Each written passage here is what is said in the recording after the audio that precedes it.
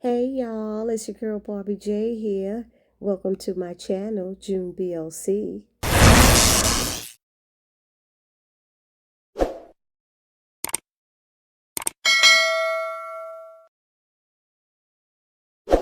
Hey there everybody, it's your girl Barbie J here with the recap and review of Tyler Perry's comedy drama, SISTAS, Season 8, Episode 9, Missing Pieces. Yeah, there was a lot of missing pieces going on, like Gary's memory missing and Penelope's memory missing when she takes her prescribed drugs from the doctor, and Zack trying to be Columbo, trying to put together the missing pieces of who stabbed Gary. On and on and on we could go. Anyway, before we get started, if you are new here or if you are returning and have not subscribed to this channel as of yet, please take a moment right now and hit that subscribe button, then hit the notification bell and select all, and it'll let you know every time I upload any new content to this channel. Then I ask that you smash that like button, the thumbs up button, and write a comment. Join the conversation and give us your 2 cents about what you think about the episode. And then share, because sharing is caring. So the episode starts off with Jordan and Penelope in the car, and she's not sure if she stabbed Gary or not. He's thinking she did it because he said he found her walking around incoherent with blood all over her hands. you know. I said, now she can't remember what she did.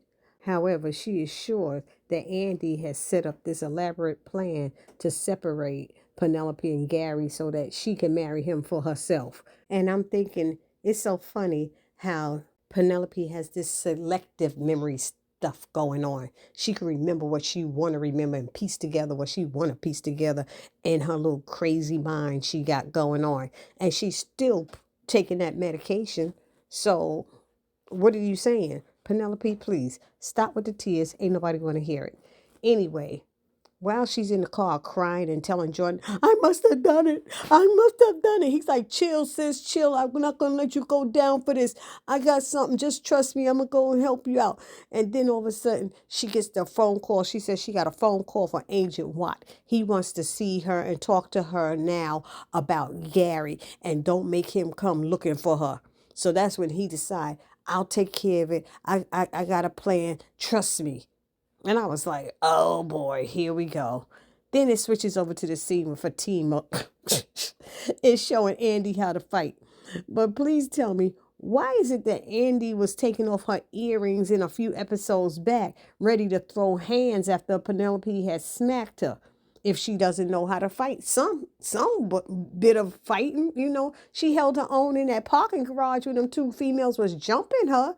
So she got a little skill. So I don't know why they got her acting silly, like she don't know how to put her hands up and all that stuff. It was hilarious, but I don't know why they did that. But anyway, after Fatima finished giving her tips on how to fight and to protect herself, which I said was very hilarious to watch, Andy's phone rang and it's Jordan saying he and Penelope need her help. And she's like, I will not accept any disrespect and accusations if you come here, because she didn't think it was a good idea. And she's like, okay, fine, let them come.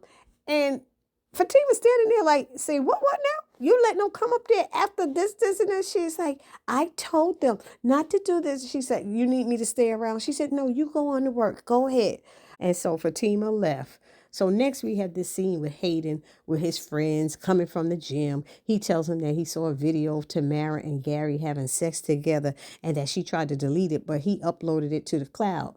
Now, while they were talking, we see Zack snooping around, listening to their conversation, and then jumping into his car and driving off. He didn't hear the part where Hayden is leading his friend to believe that he's a thug and put Gary in the hospital. I was laughing. I was like, ooh, this is a funny episode because everybody done gone crazy up in here. Now we at the bank, and Sabrina's having a personal phone call with her fertility doctor, Dr. Moore, in her office with the door open once again. And then once she finishes, Maurice comes in and lets her know he's tired of hearing her talking about her eggs and someone's sperm. He's like, I want an omelet and all of this stuff, and there wasn't even no bacon with it. He was acting silly. But anyway, he said he loves her, but that's all she talks about. He said he misses his talks with her, and he suggests that she and Rich and he and Grayson have lunch together. And that's just what they did. However, things didn't work out the way Maurice had planned because he got jealous of Grayson and Rich hitting it off and talking about sports and all kind of stuff like that. And at 1 minute, Sabrina had started talking about Grayson and asked her about her fertility stuff. And Maurice is like, no, no, no, no, like don't bring that up again or whatever it was. So as I said, the lunch together did not work out the way Maurice had planned it to. So now we switch over to Karen's Fresh Start Salon. And Karen and Pam are updating Aaron on what's been going on at the salon with Miss Marie and that scamming customer who lied about their product. And the reason he found out about it is because some female came in there and said, did that crazy customer come back and blah, blah, blah with the edges and da, da, da. And they was like, just go, just go. They made her go away. And that's when Aaron questioned them about what was going on. So now Aaron wants to be made aware of any major issues concerning Roots to Riches because he's an investor and it makes sense. And Karen is like, okay, she agreed, but Pam didn't want to. But Karen shut her up and told her to go over there and do some work or something like that. Then Aaron asked about the baby or babies, and Karen told him one of them is practicing for their black belt or something. She said because the baby keeps kicking. So she allowed Aaron to put his hands on her belly to feel the baby's kick. And at that point, Zack walked in and was watching. So now we're at the airport, and Danny's coworker Leonard is congratulating her on getting into the leadership training initiative. And she says, thanks, I guess, because she didn't care about getting in it. And then he starts in on her because he was unable to get into it. He felt she was the least likely candidate because of her work ethics, and then blatantly stated that he thinks she got in by sleeping her way to the top. I said, oh, no, he didn't. And then had the nerve to make a joke out of it. He said she used her bottom to get to the top, which I thought was funny. But anyway, we all said this might happen. Didn't we all say that, y'all? Put it down in the comment section if you said it. We all thought something like this would happen. So as they're arguing, Tony comes over, who is also Leonard's boss, and he shuts it down by asking, what's going on here? You both are acting hella unprofessional. I said, what is hella unprofessional? But anyway, he says, Danny, and Leonard said, oh, sure. Ask your girlfriend first. And Tony got up in his face and Danny said, see, and then proceeded to tell Tony what Leonard was saying. And Tony told him that he didn't know what he was talking about and that what he was saying wasn't true. And Tony told him, well, that's what everybody else is saying. And he said, I saw it with my own eyes. You always over at her counter. And he said, you know what? I don't recall spying and making accusations part of your job description. So why don't you go over there and do your job and let me handle Miss King? So Leonard walks away, and then Tony tells Danny he's right. We have been a little bit too public with our relationship. And I'm sitting there going, she was like, you the one that's doing it. I was following my boss's orders. And he said, I recall somebody coming in my office half dressed. She said, I recall somebody right over at that counter talking about they were looking for copy paper but ended up with their tongue up in between my legs. And he was like, okay, don't say that so loud, everybody don't need to hear. She's like, so they supposed to pull back on all this, but Tony making sure she don't mean for all the time, just at work. I said, see, he's the one. And then when she's walking away, he's ogling her and looking at her when other people in the airport could be watching him, watching her.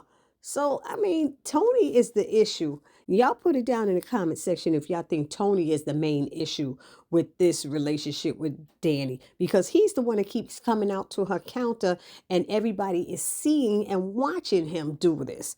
I mean, come on. If she goes in his office, that's different. This behind a closed door. So y'all let me know your 2 cents about that down in the comment section, please.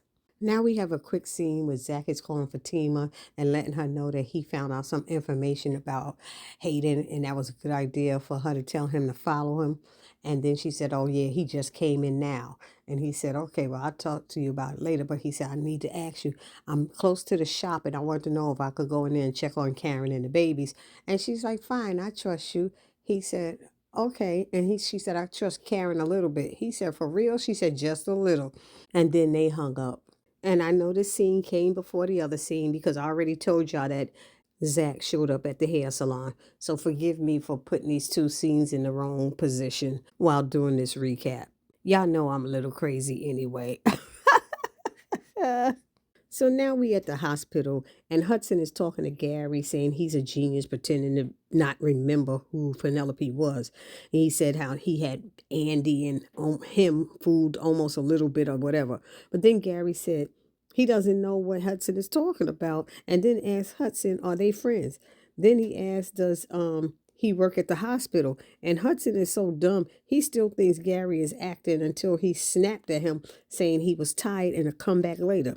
So Hudson left out the room upset and asked the nurse to page Dr. Leeds.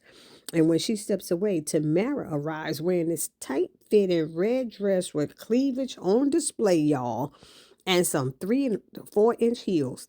So Hudson asks, why is she there? And she says she came to see Gary. And he tells her that Gary is not himself. And she said, whatever. Then Dr. Leeds arrives and Hudson asks him about Gary's memory loss. And Dr. Leeds tells him that Mr. Border's stab wound was quite severe and it could be retrograde amnesia, meaning Gary may never recover certain memories. So Tamara is still right there and says, so you're saying Gary has no memory of who stabbed him? And they looked at her and then she yells, I know y'all not trying to abide by no HIPAA laws. You up here in the hallway talking about this man's condition. And I said, you know what, y'all? She was right about that. So they need to can that. I was like, damn, she got them on that one. So she asked, would Gary remember her? And Hudson said he definitely would not remember her. And she said, oh, okay. And she's smiling and walked away talking about, y'all have a good day now. And he's like, where you going? I thought you wanted to see Gary. She said, no, that's okay. I'll catch up with him when he gets released. So they try to make it seem like that she might have stabbed him. Like Tamara might have been the one who stabbed Gary. I don't know if y'all caught that, but that's what it seemed like. So now here's my favorite part of the episode where Robin speaks with Hayden in the conference room, and he got into Hayden's behind real deep and asked, was it a mistake for him to give him a second chance? And Hayden said, no, we were just playing around. He said, oh, please, I know you and Andy don't get along. He said, and what you were doing is called slander. And Hayden apologized. He said, the person you should be apologizing is to Andy, but she's not here, so we're not going to bother her with this pettiness. Then he added, he's giving him one more chance, and if he messes up again, he's going to be doing car commercials. I fell out. I said, oh, my God. He going and he's like, Hayden was swallowing, and then he got up to go, and he said, and back off of Fatima. She's way too valuable to be doing grunt work. And he said, okay. Was rolling.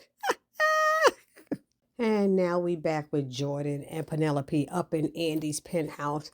And you know what? This scene upset me so much. It just annoyed me. That's what it really did. Because Penelope is so ungrateful and she still keeps trying to blame Andy for stuff that Andy didn't do. And Andy told Jordan, I told you I'm not going to accept any disrespect or accusations. He said, I know. And he's like, Penelope, please. So basically, Andy told him she couldn't do it. She said, I'm a suspect too, so how am I going to represent you? It don't make any sense. It makes sense that they talked to Penelope because of her relationship with Gary.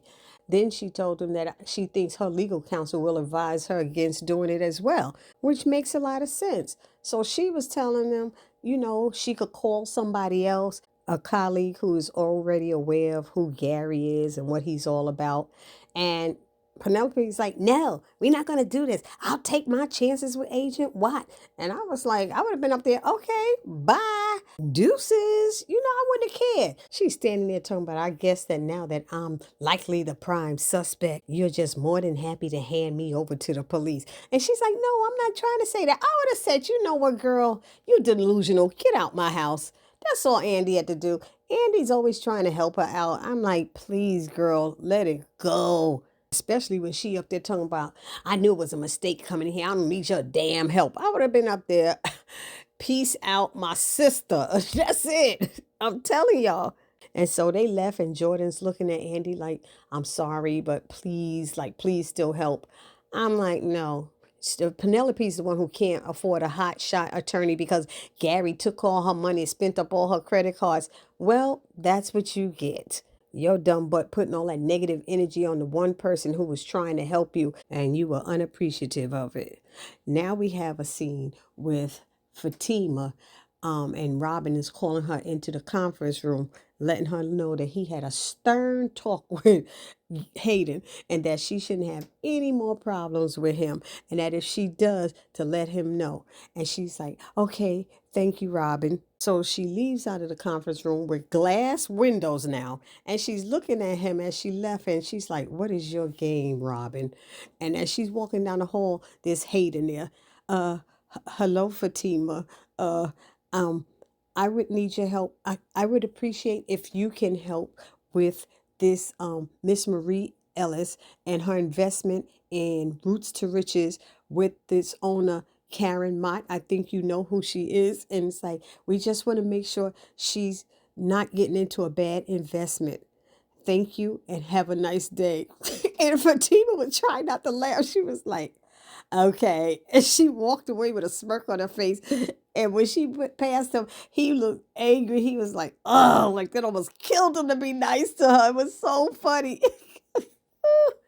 So now we have, what's his name, Hudson, going into Gary's room. That nurse is in there, like fixing the bed or something. And he's like, wait a minute, where's the patient that was in here? She said, there was no patient in here. She's like, yeah, he said, Mr. Borders, Gary Borders. And she looked in the chart and she said, well, I don't see nobody in for no tests or nothing. Hudson said, then where did he go? And so he runs out of the hospital room looking for Gary. So now that Jordan and Penelope have left her apartment, Andy calls Robin and asks him to call her as soon as he gets this message. And then she hangs up and presses the elevator button and walks away. And I'm like, why did she press the elevator button? And when the door opens, who's in the elevator but Gary in the gown from the hospital, no underwear on, butt naked, booty hanging out, all of that. And she turns around and goes, Gary? What the hell? And that's the way it ended, y'all. Let me know down in the comment section what y'all thought about this episode. Give me your 2 cents.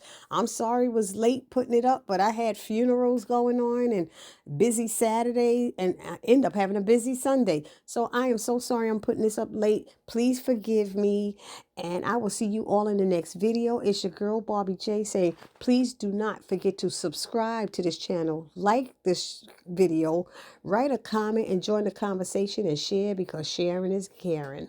Happy holidays to each and every one of you. Peace.